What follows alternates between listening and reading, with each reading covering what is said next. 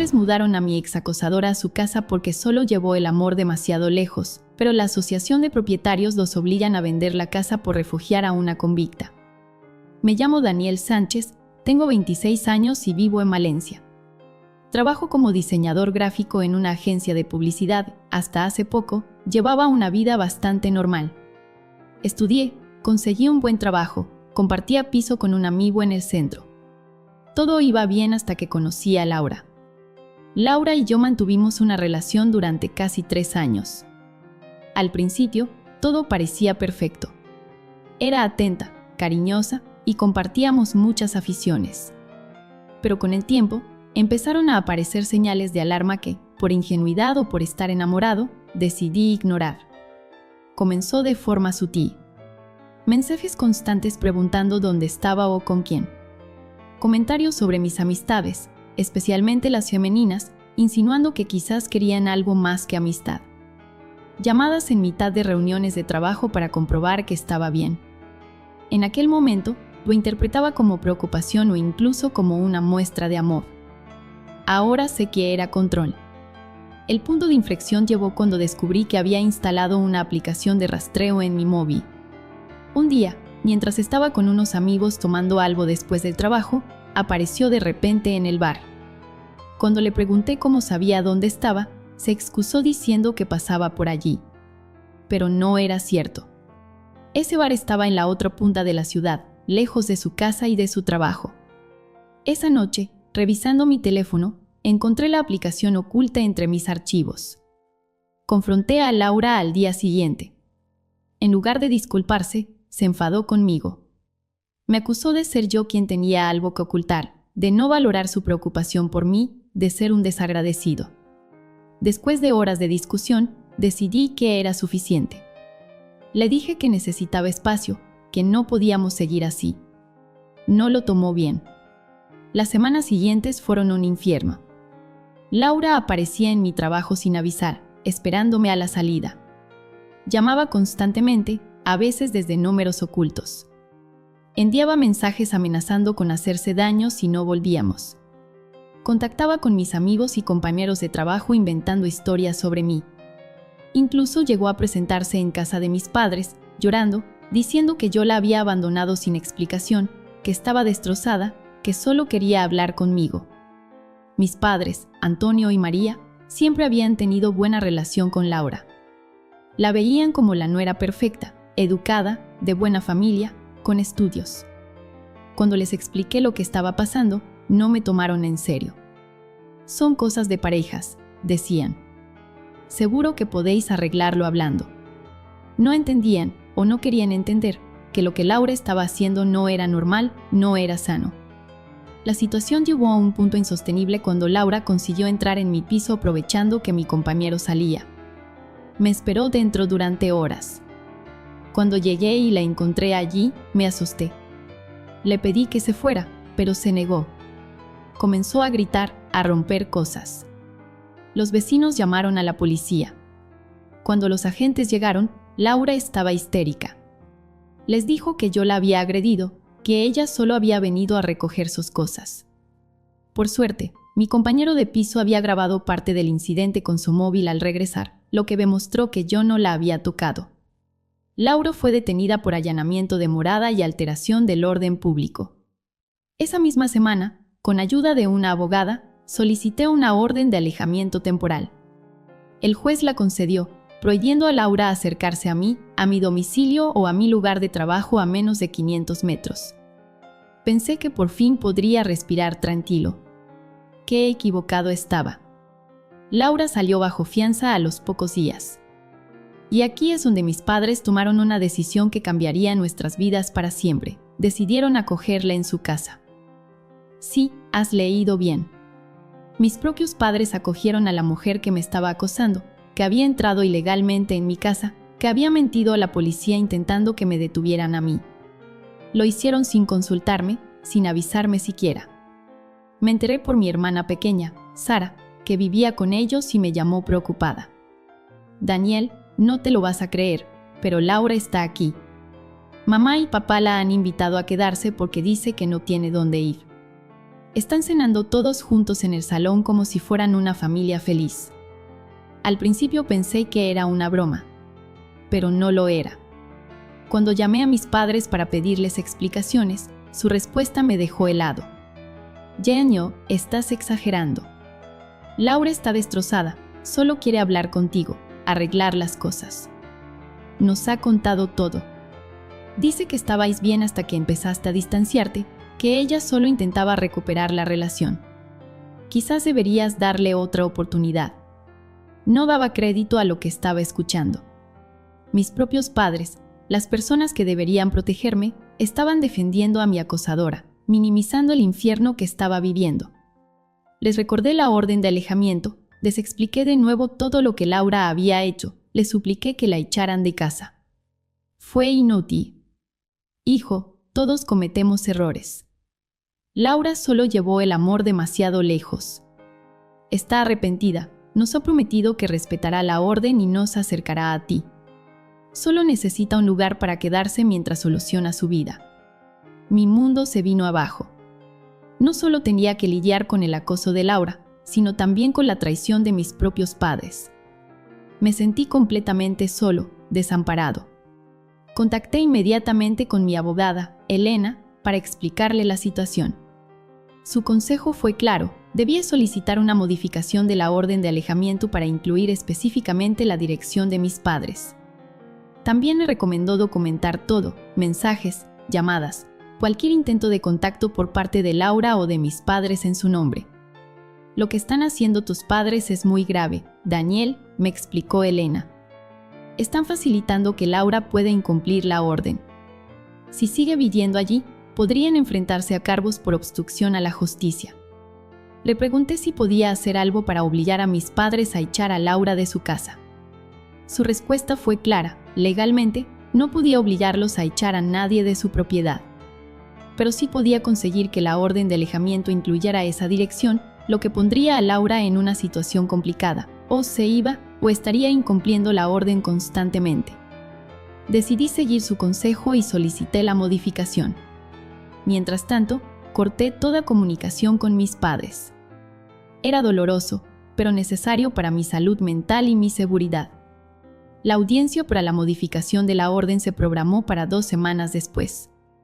Durante ese tiempo, Laura siguió viviendo con mis padres y ellos continuaron intentando contactarme, a veces para pedirme que retirara la denuncia, otras para intentar organizar un encuentro casual entre Laura y yo. Solo quiere hablar contigo, hijo.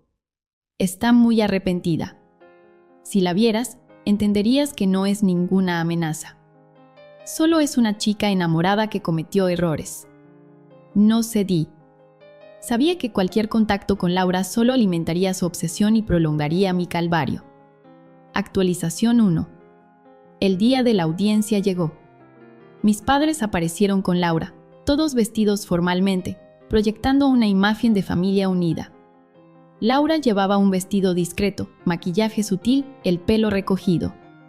Nada que ver con la mujer desquiciada que había destrozado mi salón semanas antes. Mi abogada presentó todas las pruebas, los mensajes amenazantes, las llamadas constantes, el video del incidente en mi piso, testimonios de mis compañeros de trabajo sobre sus apariciones no deseadas, y pruebas de que ahora vivía con mis padres, lo que suponía un riesgo para mí si alguna vez necesitaba visitarlos. El abogado de Laura argumentó que ella estaba recibiendo terapia, que estaba arrepentida y que vivir con mis padres no suponía ningún peligro para mí puesto que respetaba los 500 metros de la orden original. Mis padres testificaron a favor de Laura. Mi padre llegó a decir que yo estaba exagerando una simple discusión de pareja y que Laura era como una hija para ellos. Mi madre añadió que Laura estaba profundamente arrepentida y que solo necesitaba tiempo para sanar. Fue surrealista escuchar a mis propios padres defender a la persona que me había hecho tanto daño, que seguía amenazando mi seguridad y mi paz mental. En ese momento, algo se rompió dentro de mí. Comprendí que, para mis padres, yo no era una prioridad. Quizás nunca lo había sido. A pesar de sus testimonios, el juez falló a mi favor. La orden de alejamiento se modificó para incluir específicamente la dirección de mis padres, lo que significaba que Laura tenía 24 horas para abandonar la casa o enfrentaría consecuencias legales. Mis padres estaban furiosos. Me esperaron fuera de la sala y me acusaron de ser vengativo, de querer destruir la vida de Laura, de no tener corazón. No les respondí. No tenía sentido seguir discutiendo. Las líneas estaban claramente trazadas y ellos habían elegido su bando. Laura abandonó la casa de mis padres esa misma noche, pero la historia no terminó ahí. La urbanización donde vivían mis padres tenía una estricta asociación de propietarios con normas muy claras sobre los inquilinos y las actividades permitidas en las casas. Un vecino, que había estado presente en la audiencia por un caso no relacionado, informó a la junta directiva sobre lo sucedido. La asociación inició una investigación. Resulta que, según las normas de la comunidad, acoger a una persona con antecedentes recientes o pendiente de juicio sin notificarlo previamente a la asociación era motivo de sanción. Además, mis padres habían firmado una cláusula en su hipoteca que prohibía específicamente permitir actividades ilegales en la propiedad, y acoger a alguien que estaba potencialmente violando una orden de alejamiento podía considerarse como tal. Mis padres recibieron una carta formal de la asociación, notificándoles que enfrentaban una multa sustancial y la posibilidad de ser obligados a vender su casa si no cumplían con todas las normativas comunitarias inmediatamente. Cuando me enteré, a través de Sara, sentí una mezcla de emociones contradictorias. Por un lado, no quería que mis padres perdieran su casa. Por otro, parte de mí pensaba que estaban recibiendo una lección necesaria sobre las consecuencias de sus actos. Mi padre me llamó, por primera vez sonando verdaderamente arrepentido. Genio, necesitamos tu ayuda. Si testificas en nuestro favor, diciendo que nos diste permiso para acoger a Laura, quizás la asociación retire la sanción. Me quedé sin palabras. Después de todo lo que había pasado, después de haber elegido a una extraña sobre su propio hijo, después de haber minimizado mi sufrimiento y haber puesto en riesgo mi seguridad, tenía la desfachatez de pedirme que mintiera por ellos. No, papá. No voy a mentir. Ustedes tomaron su decisión sabiendo perfectamente lo que estaban haciendo. Ahora tienen que afrontar las consecuencias, igual que yo tuve que afrontar las consecuencias de sus acciones cuando acogieron a Laura. La llamada terminó con mi padre gritando, acusándome de ser un mal hijo, de abandonarlos cuando más me necesitaban. No me importó. Había llegado a un punto en el que sus palabras ya no podían herirme más de lo que ya lo habían hecho sus acciones. Actualización 2. Las cosas empeoraron antes de mejorar. Laura, ahora sin el refugio de mis padres, intensificó su acoso. Comenzó a enviarme cartas desde diferentes direcciones, a crear perfiles falsos en redes sociales para contactarme, a extender rumores sobre mí entre nuestros conocidos comunes. Un día, mi hermana Sara me llamó aterrorizada. Laura había aparecido en casa de mis padres, completamente fuera de control, gritando y golpeando la puerta. Cuando mis padres se negaron a abrirle, rompió una ventana e intentó entrar por la fuerza.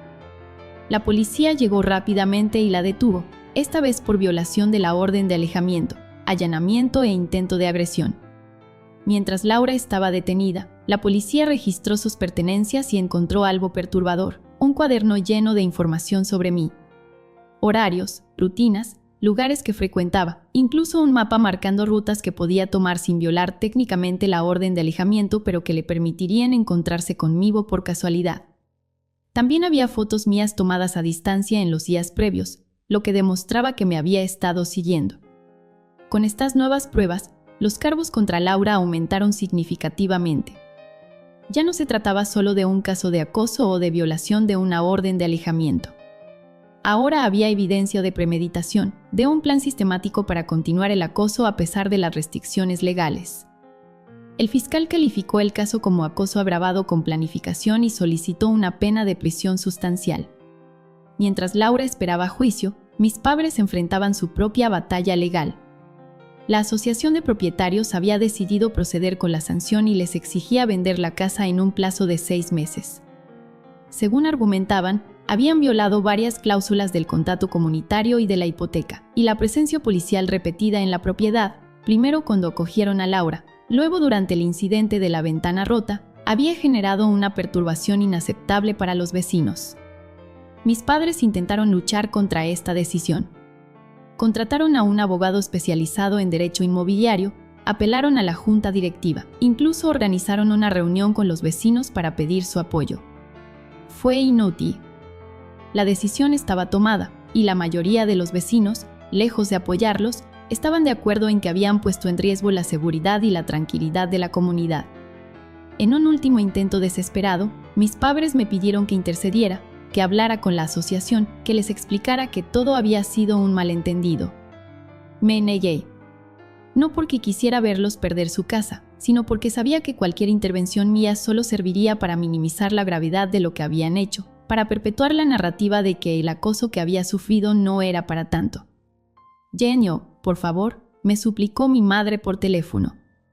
Vamos a perder nuestra casa. Todos nuestros ahorros están invertidos en ella. ¿De verdad vas a permitir que esto suceda? Mamá, respondí con toda la calma que pude reunir, ustedes permitieron que una persona que me estaba acosando, que había entrado ilegalmente en mi casa, que había mentido a la policía sobre mí, viviera bajo su techo. La defendieron, minimizaron lo que me estaba haciendo, intentaron que yo retirara la denuncia. Me pusieron en peligro. Y ahora me piden que los ayude como si nada hubiera pasado. Era tu novia durante 3 años, respondió mi madre. La queríamos como a una hija. Solo intentábamos ayudarla. Y yo soy vuestro hijo, concluí. Y no me ayudasteis a mí. Actualización 3. El juicio contra Laura finalmente llegó. Gracias a todas las pruebas acumuladas, incluyendo el cuaderno con sus planes de acoso, fue condenada a 7 años de prisión.